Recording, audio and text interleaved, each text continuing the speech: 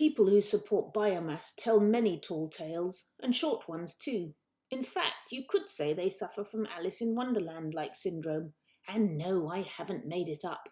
Alice in Wonderland-like syndrome really does exist, and causes rather a nasty distortion of perception in those afflicted, which isn't nice for them or the rest of us, come to think of it.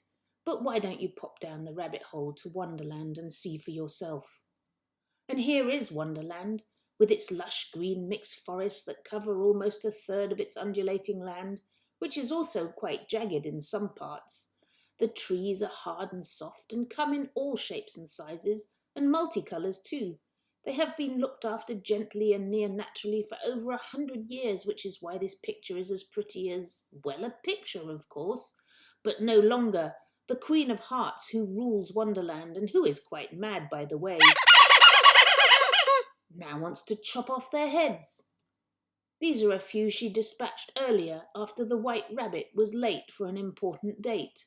Alice was quite beside herself when she saw them lying there in the mud. Now you might be wondering why the Queen of Hearts is doing this, because A, everybody says we should be planting trees, not chopping them up, and B, trees do lots of weird and wonderful things with their heads screwed on right and tight. Here are some of the things forests do for Wonderland. I won't read them out, you can always rewind later and have a long look. We don't want to be late and risk irritating the Queen. Now I suppose your next question is, what does the Queen do with those sad headless trees? Well, some are turned into axe handles and tea party tables and chopping boards and castles and doors, so the Queen can slam them shut. But at least half are just burnt. The Queen calls it woody biomass, which is really just a fancy term for logs, sawdust, pellets, wood chips, old banquet tables, and anything else made originally from trees that the Queen can burn to keep her castle nice and toasty. For the Queen likes to be cold about as much as she likes to be kept waiting. Which is why many more heads will roll. How many, you ask? Well, don't tell Alice, but the Mad Hatter, who works in Wonderland's Office for Energy, believes it could be anywhere from 40% up to a Jabberwocky monster 89% more. Here is a little red line, so you can see what this means, though no one really knows how steep the dotted line will be. It rather depends on how mad the Queen gets. I know, you want to know how much biomass is used in Wonderland. Well, here you have it. If you look past the pretty colours, you will see that Wonderland is using more and more wood, especially wood chips. The Queen loves wood chips so much the Dormouse is thinking of serving them at his next tea party. The Queen will be happy, but Wonderland's trees certainly aren't. These tum-tum trees, which had stood proudly to attention along a royal avenue for over 100 years, had their heads lopped off and were turned into boring logs and squeaky green wood chips. The White Rabbit now gets very wet and muddy in winter, and very hot and bothered in summer every time he's summoned to the castle. This is happening all over Wonderland, so you see, things are already pretty bad, even before they are set to get even worser. But why isn't the White Rabbit and everyone else protesting, you ask? Well, no one wants to irritate the Queen for obvious reasons, and then there's the Cheshire Cat. I should warn you that he is rather sly, manipulative and deceitful, but he's also quite cunning too. He likes to tell tall tales, and short ones, and he has made everyone believe in 6 impossible things before breakfast. I did tell you he was cunning. So let's go down each rabbit hole in turn and see where it leads. The first thing he wants you to believe is that the Queen can go on lopping off heads forever without harming Wonderland's forests. But this is Tulgey Wood, where the Jubjub bird once lived. His scream was so shrill and high that the beaver turned pale to the tip of his tail. But the Queen, well, she just turned mad. So mad, in fact, that she lopped off quite a few too many heads. The Jubjub bird has been skipping and screaming all across Wonderland with the Queen in hot pursuit, leaving a trail of devastation in their wake. But at least the Queen's castle has been kept nice and toasty. Now, though, everyone else wants nice toasty homes too, and the Queen can't cut off heads fast enough. So the Cheshire Cat padded off through the thinning, shrinking forests to the outlands to seek out the Biomass Bandersnatch. If you've never met a Biomass Bandersnatch, you are very lucky. They are loud, mostly green, and very swift-moving, with snapping jaws and an extendable neck. They can chomp through hard tum-tum trees and spit out wood chips faster than you can say big bad Bandersnatch. The Queen is happy because she has more time to play croquet, but Wonderland's trees now just tremble and whisper in fear, for they can hear the Biomass Bandersnatch growing near. But it doesn't matter at all, because Wonderland's forests are growing, or so the Cheshire Cat claims. The Mad Hatter doesn't agree, but neither does he dare tell the Queen that Wonderland's flat middle bit, where the tum-tum trees grew particularly big and strong, isn't doing so well. Heads are rolling here faster than they can grow back. The Jubjub bird, meanwhile, is now screaming up in the more jagged bits of Wonderland. These places are harder to reach, so less heads have been rolling there so far, but it's only a question of time before many more do. But nothing will happen, purrs the Cheshire Cat, because everyone knows that laws, rules, guidelines, recommendations, and all sorts of tiresome paperwork protect Wonderland's forests, except they don't, as we've just seen and can see here too. Well, is this what you think of when you think of a forest? Would you like to spend time relaxing here? No, I didn't think so. This is much more what you were picturing, isn't it? And Wonderland's forests did all look like this not so long ago. See that big lovely lump of a picea tree to the left? Here it is now, minus its head. The problem, other than not looking very nice, is that it used to help stop landslides and mudslides from rampaging and rolling like they like to do when the slopes are so steep. Like here, look. Okay, I know it's only a small landslide, but things can snowball very fast, especially as many more tum-tum heads have rolled since this picture was painted. And sure enough, Mud just round the corner decided that slithering down slopes looked like fun and tried it too. So to sliver a story short, never ever cut too many trees from a royal protection forest against landslides. You'd think the Queen would know. She made the rule. Here are some more rules she came up with. Forest roads and buildings are now considered forests by royal decree. You couldn't make it up if you tried, except the Queen just did. Or rather, the Cheshire Cat did. I did tell you he was crafty. The problem with forest roads counting as forests is that hedgehogs and mock turtles still think they are forests, and so they get squashed by bandersnatches. Road like this ought to count as deforestation, which is curious because the Queen banned deforestation a long time ago. She also banned clear-cutting, which is silly because what else would you call this? So the crafty Cheshire Cat simply added another law that says a clear-cut is not a clear-cut if the tum-tums regrow. Even Lewis Carroll didn't come up with that one. So you see, both whole and headless trees are protected by royal decree, and as the Cheshire Cat keeps reminding everyone, headless trees grow back just as Wonderland's forests keep growing, and there really is no reason to worry, so let's move on to the next slide, where Alice is staring in shock at more headless trees. Little does she know, but all were burnt. Which is curiouser and curiouser because only small useless bits of leftover tum-tums are supposed to be burnt, along with stained tea party tables and broken doors that aren't much use to anyone either. The Cheshire Cat calls this the optimised Grand Cascade. The more complicated things sound, the more impressed people are, and the less questions they ask, such as why Wonderland's optimised Grand Cascade is more trickle than waterfall, and why signs keep appearing in Tulgey Wood with very small print that whispers the same tall tales. The Cheshire Cat's nickname is the Cat-o'-Nine-Tails, but he has plenty more, both tall and short. The tum-tums were leaning or ill, he says.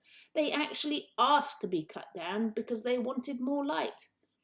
And what would be the point of leaving those headless tum-tums to rot in the forest? Well, quite a few really sharp points, actually, according to the Mad Hatter. Rotting wood is very useful and very rare, and not surprisingly getting rarer. It's what makes Wonderland's forest so lush and loamy and full of weird and wonderful creatures that live on it and off it, including Wonderland's many magic mushrooms. What is useless to the Cheshire Cat might therefore not be quite as useless to the bread and butterfly or the mome rath. But what about Wonderland's poor sawmills, the Cheshire Cat purrs. Has anyone thought of their feelings and teeth, which get blunted and stunted when they snack on hard wood? What else is there to do with those old headless tum-tums but burn or send them to tougher sawmills in other kingdoms? He is a cunning and persuasive cat. I suppose you were wondering what happened to these piles of very old, very wise ex-tum-tums. Well, I know for a fact that 95% of them went up in smoke. The Mad Hatter told me. He has contacts everywhere. Unlike Wonderland's softwood sawmills, Biomass Bandersnatches aren't fussy at all. They thrive on any wood, from big lovely lumps to tiny teensy weensy twigs. But big lovely lumps are easier and faster to digest, and the Queen likes to be kept waiting as much as she likes to be cold. Which is why Biomass Bandersnatches across Wonderland are increasingly targeting old tum-tums like this one. I have many more examples, but it would take all day to show you them all, so you will just have to believe me. And because Biomass Bandersnatches are unfussy and the Queen in such a hurry, clear-cuts are multiplying. They are what are called hallmarks of biomass harvesting, which sounds nice, but really isn't, as you can see. So whenever you do see a big area cleared of all trees, you can be pretty sure at least half of them went up in smoke. Now I'll let you into another secret. If small plastic tags are stuck on each end of the trunk, then the trunks will probably be used to make castle doors or roofs or maybe even a tea party table. But if there is only one tag, like here, or even none at all, then you can be pretty sure the wood will be burnt. So next time you light a fire to grill your toes or marshmallows over, remember that the wood probably came from a forest like this one. But biomass is the best thing since sliced bread or sliced trees, because it is cheap, or so the Cheshire Cat says. But money doesn't grow on trees, not even in Wonderland, and lopping off heads was always an expensive business, which is why Wonderland's forests were managed so gently for so long. But beautiful biomass has turned the tea party tables, however, and there are plenty of gold coins to be made now. Which is also why the Queen is so keen to lop off more heads. And the clever Cheshire Cat is offering even more gold coins to anyone wanting to heat their homes with useless tum-tums. Demand has gone up, but so too have the prices. The Mad Hatter posted a warning, but no one took much notice, so loud was the sound of tinkling gold. An even taller tale is that biomass is clean.